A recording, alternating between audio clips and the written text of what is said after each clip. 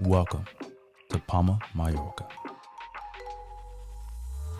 This is part 2 of our trip to Mallorca. After spending majority of our week in the southern region of Mallorca, we decided to spend some time in the capital city of Palma. We drove up to Palma from our southern town of Calapi on a Wednesday morning. The drive was roughly about 40 minutes or so, and we arrived in the city, and the weather was absolutely spectacular. There was a lot of action going on the streets, which you'll see a little bit later in the video. Now, the first thing that we noted was that finding parking was extremely difficult. We literally circled around the city for about 30 minutes before we eventually found a parking garage near the Cathedral Basilica of Santa Maria de Mallorca. Even though it took a while to find parking, it gave us a chance to tour the city. We ended up driving through the very narrow streets of the Court and St. Nicola areas while trying to find parking. And this area is located right behind said cathedral. It was absolutely stressful. Having a rental car that you don't want to damage and pay the ridiculous fees to fix it. The parking sensors in the car were screaming at me constantly, stating that I'm too close to another vehicle and or the old city walls. Man, we had so many close calls. There were times where I had to back up or maneuver 2 or 3 times just to get down the narrow alleyways. We appeared to be amongst only a handful of people crazy enough to attempt to drive down these narrow streets. Needless to say, be careful while you're driving through the old town of Palma.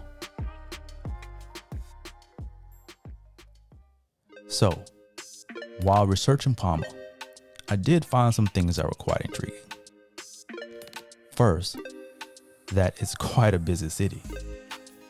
As of 2018, Palma Airport served over 29 million passengers per year.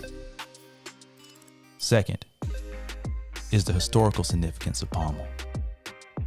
Being from America, I'm always astounded how old Europe really is.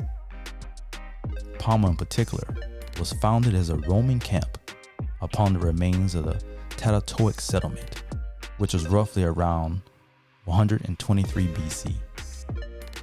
The city was subjected to several Vandal raids during the fall of the Western Roman Empire, then reconquered by the Byzantine Empire.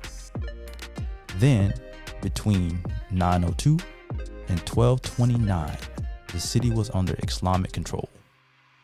It remained the capital of the island and was known as Medina Mallorca, which in Arabic means the city of Mallorca. And finally, in 13th century, the city was conquered by James I of Aragon.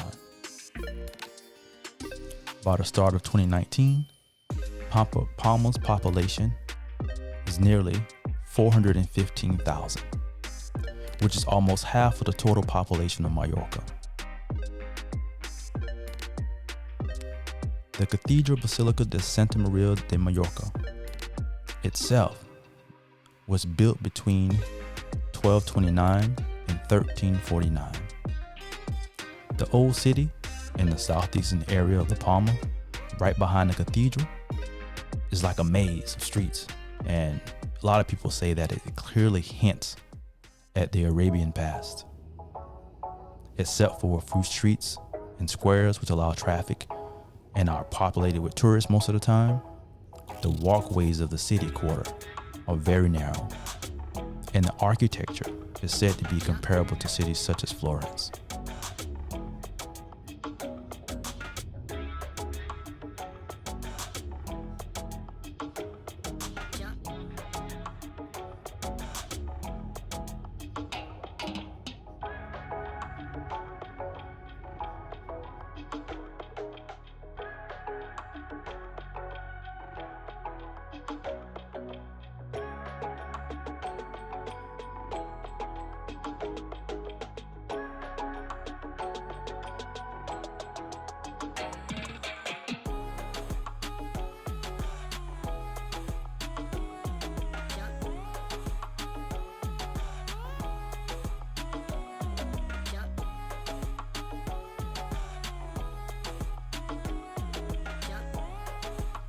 The majority of the buildings are private houses, some of which are open to the public as discrete museums or galleries.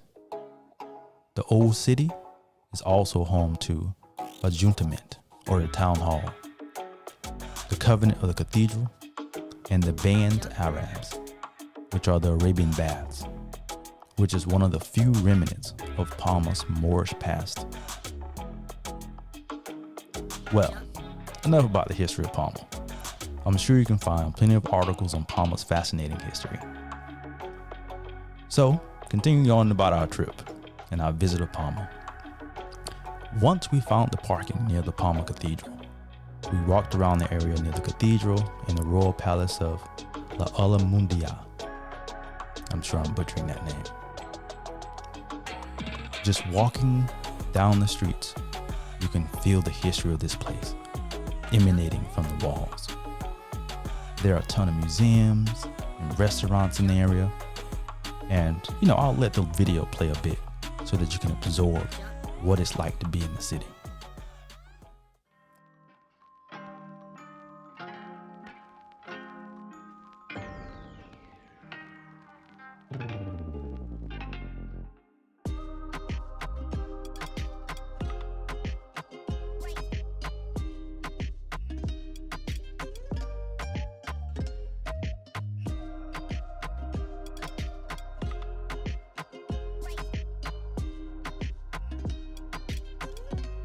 Our last stop in Palma before heading to the airport was eating at the restaurant La Cruz. I had a coffee and an octopus for lunch. In short, it was straight up delicious. So, if you're in Palma, definitely check out La Cruz. So in summary, definitely check out Palma and Mallorca as a whole. It is absolutely gorgeous. Screams history, the weather is amazing, and the people appear to be quite nice. Palma is also a bustling city with a lot to offer. Unfortunately, I feel that my family and I need to spend a bit more time in Palma to truly grasp what it's like to live there. In that vein, Palma, we will be back. So thank you all that have made it to this point.